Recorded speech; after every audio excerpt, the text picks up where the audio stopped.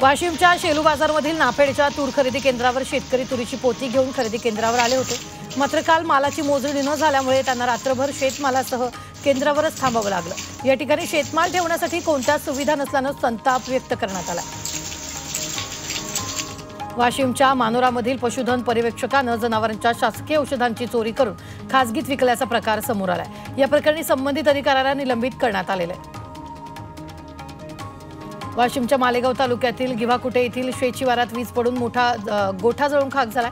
गोठ्यातील 2 sprinkler set, चारा, बियाणं, खतं, ताडपत्री आणि सागवानाची लाकडं या आगीत जळून खाक झाली आहेत। त्यामुळे आगीत शेतकऱ्यांचं मोठं नुकसान झालं।